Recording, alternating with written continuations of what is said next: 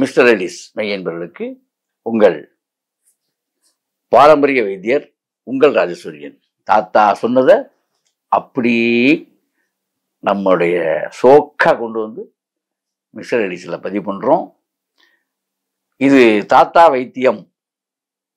நீங்கள் சொல்கிறீங்களே எங்களுக்கு இந்த மாதிரி பிரச்சனை தாத்தா மருந்துன்னு நீங்கள் தாத்தான்னு கேட்கும்போது தாத்தா வைத்தியத்தையே உங்களுக்கு தருகிறோம். இதுதான் உண்மை. சரியா? ரைட். இப்போ அன்பர்களே, இந்த தொப்பை வந்து ஒரு பெரிய பிரச்சனையா இருக்கு. தொப்பை தொப்பை தொப்பை உடல், அதாவது உயரத்துக்கு தகுந்த வயிறு இருக்கலாம், தப்பு இல்லை.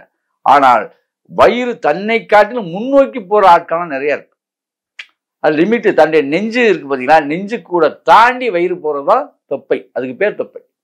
நெஞ்சு கூட அளவுக்கு கூட இருக்கலாம், அது மறுக்க முடியாது. ஏன்னா ஒரு ஏஜ் இந்த விஷயங்கள்லாம் வரும்போது நீங்க அதிக வேலைப்பொருள் இல்லாமல் இருக்கும், அந்த அளவுக்கு இருக்கும், அது நேச்சர். அதுலயும் இந்த சிக்ஸ் பேக் எல்லாம் சொல்றீங்க பார்த்தீங்களா, இந்த மாதிரி விஷயத்துக்கெல்லாம் போகணும்னா நீங்க அந்த மாதிரி எக்ஸசைஸே பண்ணாமையே வர்றதுக்கு வாய்ப்பு இப்போ நான் சொல்ல போறேன். உங்களுக்கு தேவையான அளவுக்கு தொப்பையை குறைச்சிட்டு போயிடலாம். வேற ஒன்றும் இல்லை சார், சிறப்பான விஷயம்.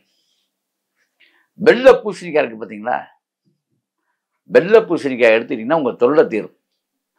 அதாவது வீட்டில் உள்ள பிரச்சனை திஷ்டிகள் மட்டும் போறதுக்காக மட்டுமே அதல்ல, உங்களுக்கு உடல் திஷ்டி போறதுக்கும், அதாவது இல்ல திஷ்டி போறது மட்டும் இல்லை, உள்ள திஷ்டியும் போயிடும். உள்ளம்னா என்ன, மனசுல இருக்க திஷ்டினா என்ன, ஐயோ நமக்கு தொப்பையா இருக்கான், அப்படி இருக்கான் அப்படி இருக்கான், இதெல்லாம் ஓடி போயிடும். எது? வெள்ளை பூசணிக்காய். இந்த வெள்ளை பூசணிக்காய் சாறு எடுத்து 3 வேளை, தொப்பை நிறைய இருக்கவங்க 3 வேளையுமே சாப்பிடணும். 3 வேளை எப்ப? 6 மணிக்கு முன்னதாகவே 3 வேளை. இரவில் கண்டிப்பாக இரவுல வந்து வெள்ளை பூசணிக்காய் சாப்பிடக்கூடாது. ஞாபகம் வச்சுங்க. சரி, எப்படி சார் சாப்பிட்றது? வெள்ளை பூசணிக்காய் ஜூஸ் அடிச்சிருங்க, நல்லா கழுவிருங்க, தோலை நீக்கிருங்க, அதை எடுத்து போட்டு அப்படியே ஜூஸ் அடிங்க. அடிச்சு உள்ள இருக்க சோறுக்குள்ள அந்த சோறை நீக்கணும். அப்படி நீக்கிட்டு நீங்க ஜூஸ் அடிக்கணும். அப்படி அடிச்சிங்கன்னா அதுல வந்து என்ன செய்யணும் அப்படின்னா, ஒரு டம்ளர் ஜூஸுக்கு 10 மிளகு சேர்க்கணும். எத்தனை மிளகு? 10 மிளகு சேர்க்கணும். அதே மாதிரி அரை லெமன் பழம், லெமன் வந்து அரை பழம் சேர்க்கணும். ஒரு டம்ளருக்கு அரை பழம் லெமன். இதை காலையில குடிச்சிடணும். எப்படி குடிக்கணும்? பச்சையாக குடிக்க கூடாது. இதுதான் பாயிண்ட். தொப்பை குறைய வேண்டும் என்பவர்கள் பச்சையாக குடிக்கக்கூடாது. இதை ஹீட் ஆகி சூடாக்கி சாப்பிடும். கொதிக்க வைக்கணுமா சார்? கொதிக்க வைக்க வேண்டும் அவசியம் இல்லை, சூடானாலே போதும். கொதிக்கிற ஸ்டேஜுக்கு வந்தாலே அதை எடுத்து நீங்க ஆற்றி டீ மாதிரி சாப்பிடலாம். ஒரு கொதி வந்துட்டா பரவாயில்ல, அதுக்குன்னு ரெகுலரா அதை ரொம்ப கொதிக்க விடக்கூடாது. ஒரு கொதி அப்படி வந்த உடனே எடுத்துடணும். எடுத்துட்டு ஆற்றி 3 உப்பு கூட போடலாம், அந்த தப்பு இல்லை. ஸோ அதை வந்து டீ மாதிரி சாப்பிடணும். இது காலை சாப்பாட்டுக்கு முன்னால, மதியம் சாப்பாட்டுக்கு முன்னால,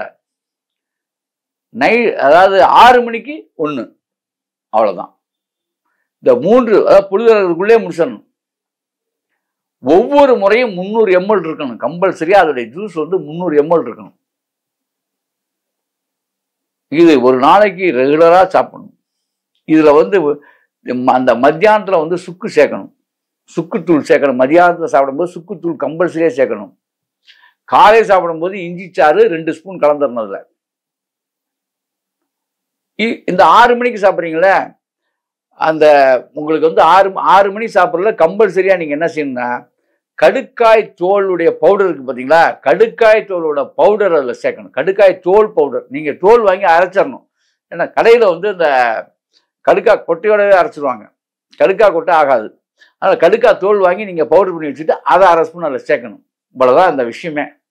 வேற எதுவும் பெரிய அழட்டிக்க வேண்டிய அவசியமே. ஆனால் இன்னொரு விஷயம் இருக்கு, மாமிச உணவு சாப்பிடக்கூடாது, எண்ணெயில் பொரிச்ச ஐட்டம் சாப்பிடக்கூடாது. தொப்பை குறைன்னு நினைக்கிறவன் மாமிச ஐட்டம் தொடவே கூடாது. எண்ணெயில் பொரிச்ச ஐட்டம், பேக்கரி ஐட்டத்துக்கு பக்கத்துக்கே போகக்கூடாது. ஞாபகத்தில் வச்சுங்க. 30 நாள்ல உங்களுக்கு தொப்பை குறையலன்னா ஏன்னு என்கிட்ட கேளுங்க, புரியுதா? பேக்கரி ஐட்டம் தொட்டக்கூடாது, புரோட்டா அந்த மாதிரி எண்ணமே வந்துடக்கூடாது, மைதா ஐட்டங்களே உள்ள வந்துடக்கூடாது. சாப்பாடு ரைஸ் எல்லாம் எவ்வளவு வேணாலும் சாப்பிடுங்க, என்ன வேணாலும் சாப்பிடுங்க, எதை வேணாலும் சாப்பிடுங்க. தொப்பை ஏறுச்சுன்னா என்கிட்ட கேளுங்க. ரொம்ப பேர் சொல்லிட்டு இருக்காங்க, இந்த ரைஸ் சாப்பிட்டா கார்போஹைட்ரேட் தொப்பை வந்துடும். 1 கிலோ அரிசி திங்கிற ஆள்லாம் இருக்கான், அவன் வயிறே காணாம். கொண்டு போய் காமிக்கணுமா? தவறான செய்தி இதெல்லாம். என்ன, உலகத்தை வந்து எல்லாத்தையும் முட்டாளாக்குறது. என்ன, அதை சாப்பிட்டோம் உடனே இது சாப்பிட்டா, ரைஸ் சாப்பிட்டா வந்துருமா தொப்பை? இன்னைக்கு சொல்கிறேன் நண்பர்களே, எழுதி வைத்துக் கொள்ளுங்கள். தமிழனுடைய உணவு அரிசி. தமிழ்நாட்டில் விளையிற முக்கிய உணவுப் பொருளில் மிக முக்கிய பொருள் அதிகமாக விளையிறது அரிசி, நெல். நெற்களஞ்சியம் தஞ்சை, புரிஞ்சுக்கணும். அதாவது சோறு உடைத்தது சோழமண்டலம்னு சொல்லுவாங்க.